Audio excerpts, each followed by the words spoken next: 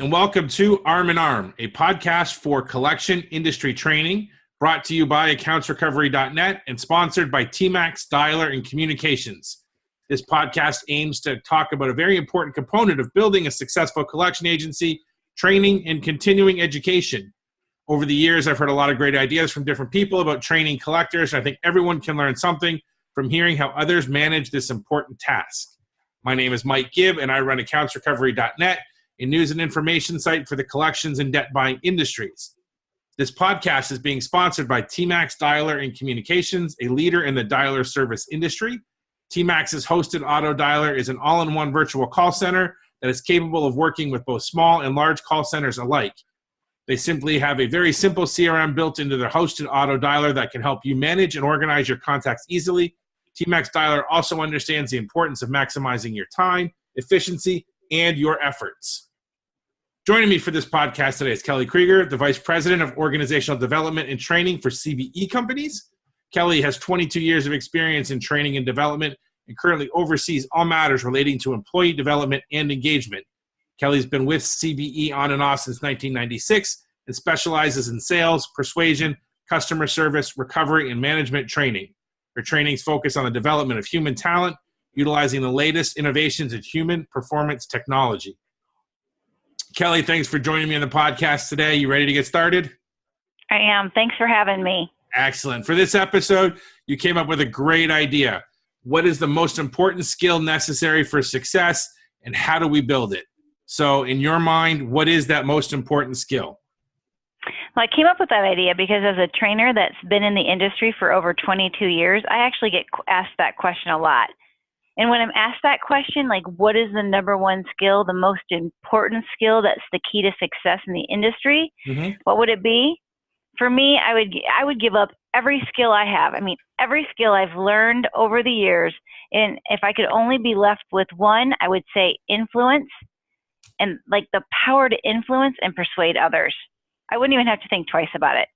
That's a for sure. That's what it would be for me. And I would also wave a magic wand over not only the collectors in the industry, but every single person in the industry. Every single person actually that I know would be left with only this skill, the ability to persuade and influence others. Because honestly, it's the single most important ingredient in the formula of success. Success that you can recreate over and over again, which in turn creates long-term success. So is this, I agree with you. I think that's a great skill to have. And I wish, to be honest, frankly, I was probably a little bit better at it. But so let me ask you, so how do you teach that skill, or how do you foster that skill within a collection agency? I mean, there's many, many steps to doing it. And here's the thing is, if you were going to walk over and talk to your average collectors all the way up to your top collectors, even if you talk to your leaders, I would bet all of them would say, oh, influence and persuasion, I've got that. I really don't need to work on that anymore. It's other skills that I wish that I could get. And the thing is persuasion looks different for everyone. For some, and everybody does it. Like it's part of what we do every day. Some people do it through intimidation, right? Some people do it through force. Others, really successful people, do it more positively through humor and storytelling. And others do it by following a very persuasive strategy or step-by-step process. So obviously some ways are better than others, but all successful people are very strategic in regards to how they influence and persuade others, and they know what works for them. And here's the answer to that question. They continue to build and refine on that, right? Because if you were again going out and asking people what do they need, they're not going to say influence and persuasion, right? But it's the number one skill that people need to spend more time on, and where people are lacking the most. Right? It's that influence, persuasion, communication. People need to be spending more time in developing that skill. So I think your question, go ahead. No, I was going to say, I mean, it sounds like it's everyone's kind of got their own communication style and everyone's got their own personality. So it really sounds like this is something that's sort of embedded or ingrained in how somebody approaches every conversation. Is that right? Mm-hmm. Absolutely. I think we all have our own way of influencing people and persuading people. But again, if we're going to check off the box and say, yep, I'm good with that, and just go about our business, then we're not going to be successful.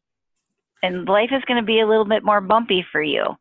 I mean, the road to being a successful collector or successful in the industry or even successful in life is hard enough. It's an uphill climb, but if you can't master the skills of persuasion, the road's going to be a lot more bumpy for you.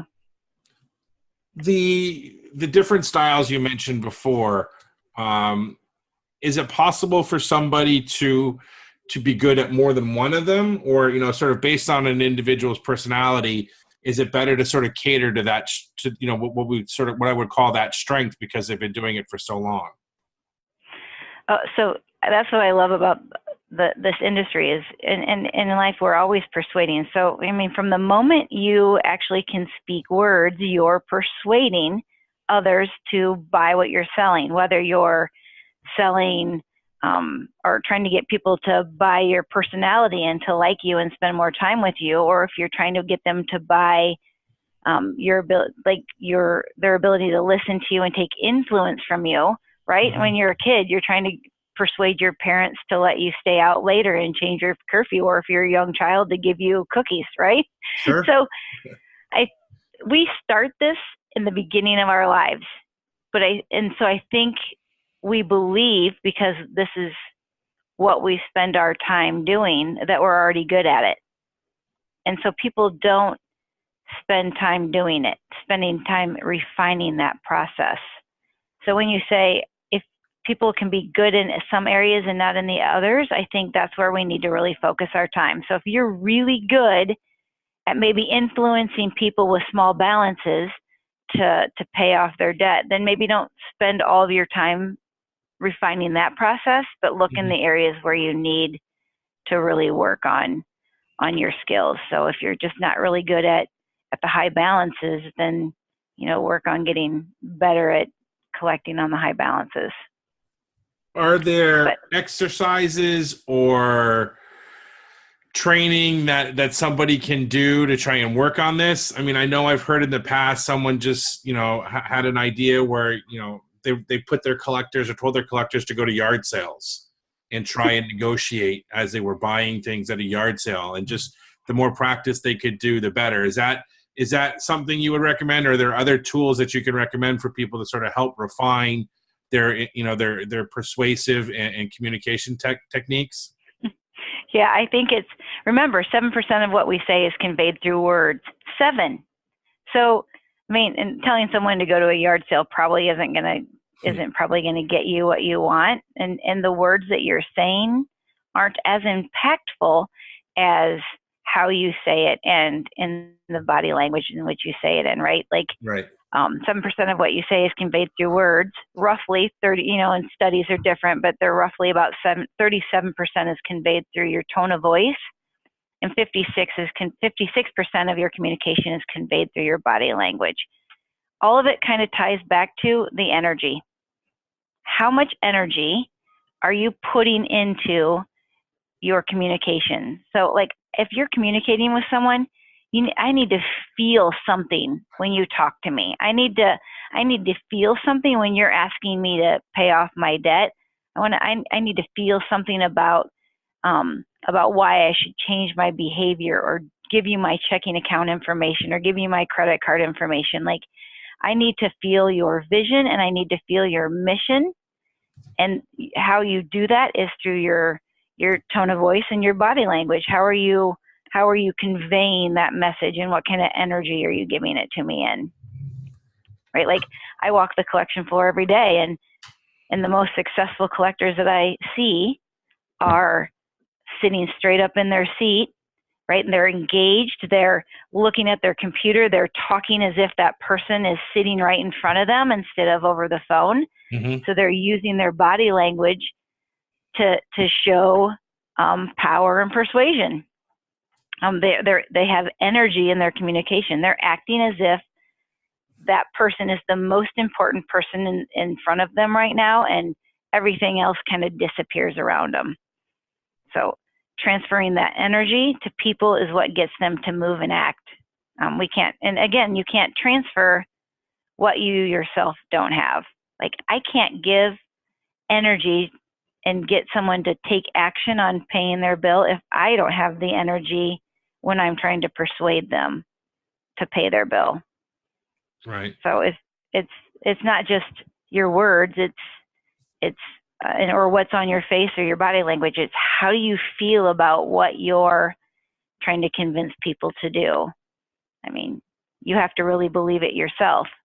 So if you you need to believe in what you're selling, and if you don't believe in what you're selling, then you can't sell it. So if you think about that for a minute. If you don't believe in the client that you're collecting for, or the policies that your company is setting forth and what you can and cannot do compliance-wise, then you're not going to be able to sell it to the person that's on the phone. Is that something that is just inherent in an individual, or is that something that a collection agency can instill, is to make somebody believe in what they're doing? I think you have to instill it. I think it's a two-way street. A company can't, again, you only have influence over yourself, right? And your reaction to people's behaviors. So I don't have control over collectors, but I do have control over my energy and how I'm conveying the policies and procedures and the expectations, right? If I'm conveying it with little to no energy or enthusiasm, like if I'm trying to sell my mission and I'm not extremely passionate and enthusiastic about my cause and my mission, then I can't sell it to the collectors who I'm trying to convince to do the same thing. So True. I think it's instilled by the leaders, and it goes all the way up the hill. But I think it's got to be a personal drive too, because it's the number one skill we do not spend time working on. But it's, in my opinion, it's the most important skill in life and overall success. And right before I walked into this room today to talk to you about this, I was talking to one of our best collectors, and just telling her what I was doing. And she said, "Oh yeah," like I said, she said, "I've got this. I think that's the one thing I've really mastered." And we have a really good relationship, but I did say, friend, I got to tell you, if you had already mastered persuasion and influence, you'd be living in a bigger house, you'd be driving a nicer car, you'd have fancier vacations, and you wouldn't be sitting in the collector seat right now. You'd be sitting in an owner seat, right? You'd have a book deal, you'd be riding on the bus, going on tours, helping everybody else be as persuasive as you. I mean, none of us have it nailed. We can always be better at it.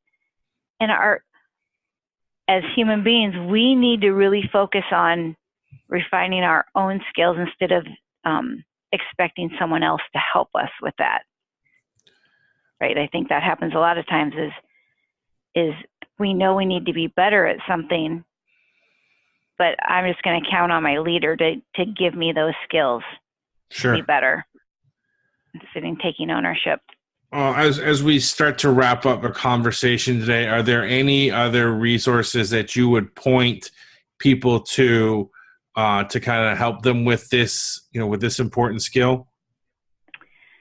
Well, I have two things I would point people to. If someone wants to be really good at persuasion, then I would tell them to find someone who's good at it and model them. Model their behaviors, model their persuasion techniques, and then modify it to make them your own, because you'll never be like somebody else. You can never be an exact duplicate of the person that you're modeling, but you can take bits and pieces of their skills and modify them to become your own. And then practice. Like they say 1 hour of actual role play and actually practicing live is is the equivalent of 100 hours in the classroom. Wow. So get out there and try to be better than you were yesterday. Because if you're doing what you did, you're going to get what you got, right? Is the definition of insanity. If you keep doing the same thing over and over, you're going to get the same outcome. Exactly. So I always tell collectors, refine your trade. If you want to be better than you are today, then you have to do just one thing, and that's change what you're doing and get better at it. And the thing is, the skills that you learn as a collector, those skills make you better in everything else in life. Like if you can master persuasion and influence, then you can be successful in just about everything in regards to parenting, and friendship and relationships. Your life is a little bit easier because you persuade people to get you what you need, right? So I don't know any other job that gives you the opportunity to practice persuasion and influence for 8 hours a day, 5 days a week. Collectors must be the best at getting their kids to go to bed on time. They must be. They must be. I just hope that they take advantage of the opportunities that they have to really learn and refine this skill that will take them far in life. Excellent, Kelli. Well, I appreciate you joining me on this Arm in Arm. Thanks for sharing. Thank you for having me. Excellent. Well, thanks everybody for listening to this episode of Arm in Arm, and thanks again to TMAX Dialer and Communications for sponsoring this podcast. We'll be back soon with another informative episode.